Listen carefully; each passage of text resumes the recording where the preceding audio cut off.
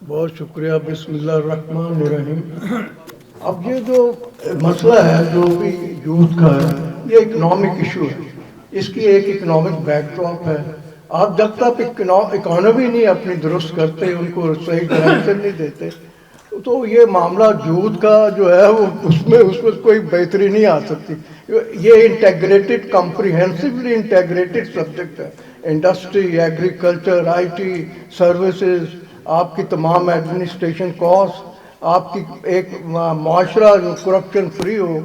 اب جب ساری چیزیں ایکس ٹھیک ہوں گے، اپنی جگہ پر ہوں گے، پھر یوتھ کے لیے کچھ ہو سکتا ہے. اب جو یہاں پر چونکہ ٹائم اتنا تھوڑا، بہت بڑا سبجیکٹ ہے. یہ تو ایسے سبجیکٹ ہیں جو میں دن چاہیے، 2 منٹ میں نہیں بات ہو سکتی. لیکن یہ 2-3 منٹ کی بات کے لیے میں یہ عرض کروں گا کہ پاکستان کی جو سب بد نصیبی ہے، ایک تو انسکلڈ اور ان امپلائڈ ایک سیگمنٹ ہے. وہ ان پڑھے، وہ لٹریٹ بھی نہیں ہے، پڑھے لکھے بھی نہیں ہیں. لیکن جو ٹریجک چیز ہے، جو یہاں بھی اشارہ ہے، وہ یہ ہے کہ 46 لاکھ آف یوتھ یا پڑھے لکھے لوگ، جو جن میں انجینئر، ڈاکٹر، آئی ٹی اور آپ کے پی ایچ ڈی، یہ ان امپلائڈ ہے. تو اصل پوائنٹ یہ ہے کہ جو امپلائی ہوگے وہ تو ہوگے، جو انسکلڈ ہیں وہ آپ ان کو 10 سالوں میں پی ایچ ڈی نہیں کرا سکتے، 20 سالوں میں پی ایچ ڈی نہیں کرا سکتے، ان کو آپ میٹرک پہ نہیں کرا سکتے. What's a long drawn process. جو آج گراؤنڈ پہ ریالٹی ہے، what is the reality today on ground, اس کی بات کریں. جو آپ کا اس وقت بلک ہے یوتھ، جسے آپ پہلے کہتے تھے یہ ہمارا کنزیومر بیس بڑی ہے، اب اس کی بھی بات ہوگی، اس لیے کہ اکانومی نہیں آپ کی چل رہی. ورنہ آپ یہ کہتے تھے جی ہمارا اتنا کروڑوں اربوں جو ہے یوتھ ہے، وہ کنزیومر جو ہے بیس ہے یوتھ، وہ بھی نہیں ہے. اب بات یہ ہے کہ آپ کیا کر سکتے ہیں. آپ جو پڑھے لکھے جو یوتھ ہے آپ کا، اس کے لیے ایک حل ہے. دوسرا کہ یہ جو پڑھا لکھا آپ کا یوتھ ہے، یا ڈگری ہولڈر ہے، یا ڈاکٹر جس کو نہیں جاب مل رہے، وہ 46 لاکھ ہیں جن میں ڈاکٹر. یہ واٹ از دا ریزن؟ آپ کی quality of education, that is the first thing. اس کے بعد آپ کی یونیورسٹیز کا لیول، آپ کی کالجوں میں آپ کے جو ٹیچرز ہیں ان کا لیول، یہ ہر چیز بگڑی ہوئی ہے. اب آپ نے جو کرنا ہے وہ اس کے لیے لانگ ٹرم سلوشن ہے.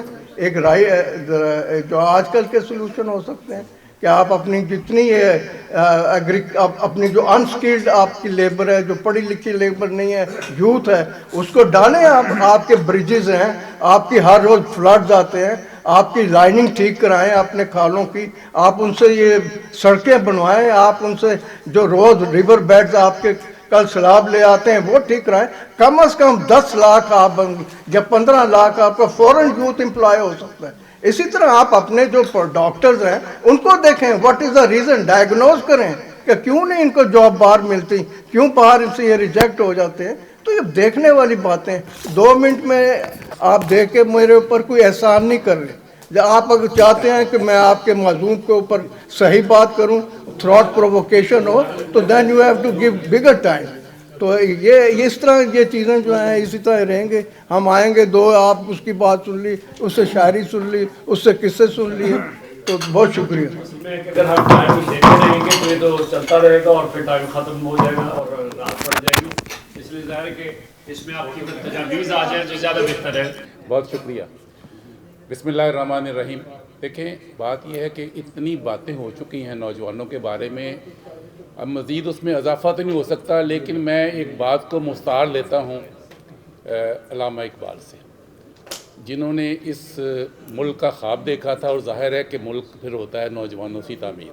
تو نوجوانوں کو بھی انہوں نے اپنے فکر سے اور اپنے کلام سے اور اپنے پیغام سے محروم نہیں رکھا.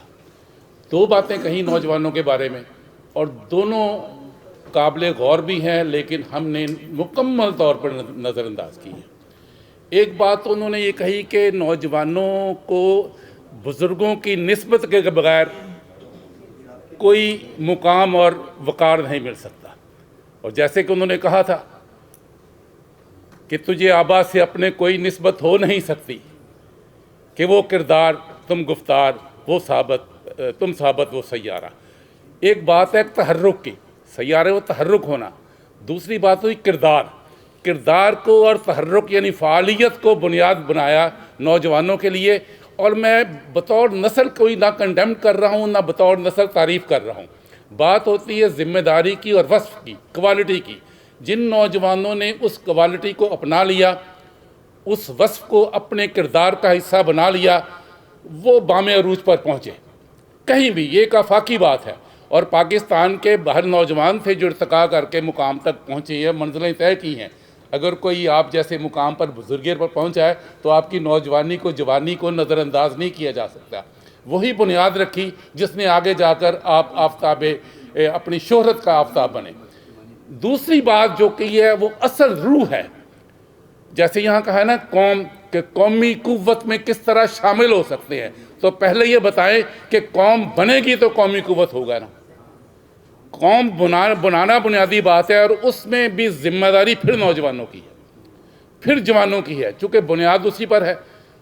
और नौजवानों के लिए क्या कहा, जवानों के लिए क्या कहा, वही एक पैगाम है। अगर वो दौलत और वो सरमाया नौजवानों के पास, जवानों के पास मौजूद है, जिसकी तरफ इकबाल ने इशारा किया, तो उस कौम की अजमत को कोई रोक नहीं सकता।